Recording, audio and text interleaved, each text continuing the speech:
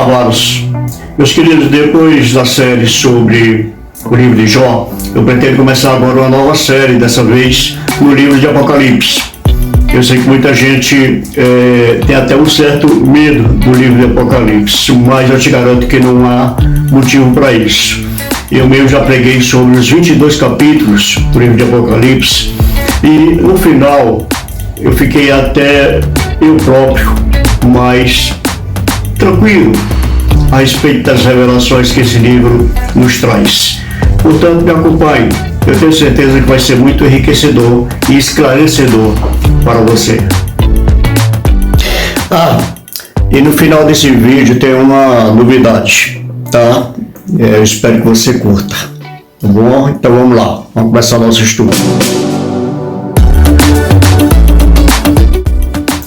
Queridos, Jesus conhece a sua igreja. Primeiro a gente tem que parar de chamar o livro de Apocalipse de João. O livro ele começa logo no início dizendo revelação de Jesus Cristo.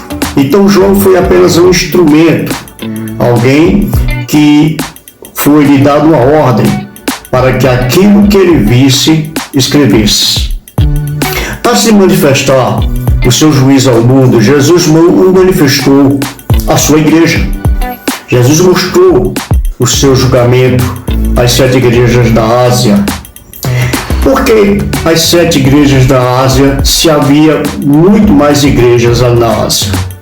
É porque essas 7 igrejas elas falam da plenitude da igreja em todos os lugares e em todas as épocas, desde o seu nascimento até a sua subida. Cada problema apontado naquelas igrejas também nós encontramos na igreja de hoje.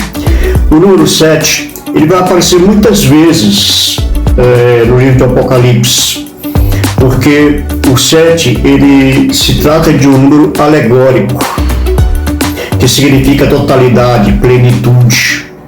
Então essas igrejas, elas nos ensinam várias lições que servem para a igreja contemporânea. Jesus Cristo, ele conhece bem a sua igreja e ele é conhecido através da sua igreja. O texto diz que ele está no meio da sua igreja. Ninguém verá Cristo fora da igreja. Ele está andando, passeando no meio da igreja. Ele sonda a igreja, pois os seus olhos são como chama de fogo. Ele conhece as suas obras, ele conhece as suas tribulações, ele conhece o lugar onde a igreja habita. Cristo valoriza tanto a sua igreja que ele se dá a conhecer no meio dela e não a parte dela. Hoje, muitas pessoas querem Cristo, mas não querem nada com a igreja. Isso é impossível. A salvação veio por meio de Cristo, mas a igreja é o seu agente, o seu instrumento. É ela que nos aponta o caminho. No entanto, cada igreja tem suas virtudes e seus pecados. Jesus começa as cartas sempre com uma frase: conheço as tuas obras. Éfeso, por exemplo, é uma igreja perseverante. É uma igreja que rejeita o mal. É uma igreja paciente. Esmirna é uma igreja forte, suporta a tribulação graciosamente. Embora pobre, ela é rica. Pérgamo se mantém fiel mesmo instalada onde está o trono de Satanás. Tiatira preserva o seu amor por Jesus, seu serviço, sua fé, sua paciência. Jesus diz que as obras daquela igreja são mais numerosas do que as primeiras. Filadélfia é fiel, guarda a palavra com perseverança, apesar de ter pouca força, mas é uma igreja que resiste. Era uma igreja fraca, mas fiel. Às vezes ficamos lamentando que não temos recursos, não temos pessoas disponíveis, inventamos 1001 desculpas para não fazer a obra do Senhor. Falta tempo, a saúde é fraca, não temos carro, estou cansado, estou enfadado. Éfeso era uma grande igreja, uma igreja perseverante, zelosa com a doutrina, era uma igreja ativa, mas era uma igreja fria, sem fervor, sem paixão. Ela havia perdido a sua capacidade de amar Jesus. É como uma esposa que que não trai o marido, mas também não lhe devota nenhum amor. Havia perdido seu primeiro amor. Fazer a obra do Senhor sem amor é uma afronta a Deus. De nada vale o meu esforço, meu dízimo, meu serviço, meus talentos, se não tiver amor. A acusação contra Pérgamo e Tiatira era a tolerância ao pecado. Eram igrejas assoladas pela idolatria, imoralidade, heresias. Em Pérgamo, por exemplo, alguns crentes estavam seguindo a doutrina de Balaão. Em Tiatira, havia tolerância aos ensinos e práticas de uma profetisa imoral, a quem o livro chama de Jezabel. Ação sem zelo doutrinário, queridos, não vale nada. Ao contrário de tantas que têm zelo doutrinário, mas não têm ação.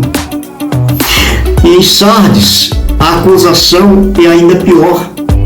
A igreja tinha nome de ser uma igreja viva, mas era uma igreja que estava morta. Era uma igreja que vivia de aparência, mas ela, na realidade, estava numa UTI espiritual. O problema da Laodiceia era a falta de fervor espiritual. Era uma igreja morna, rica financeiramente, mas pobre espiritualmente.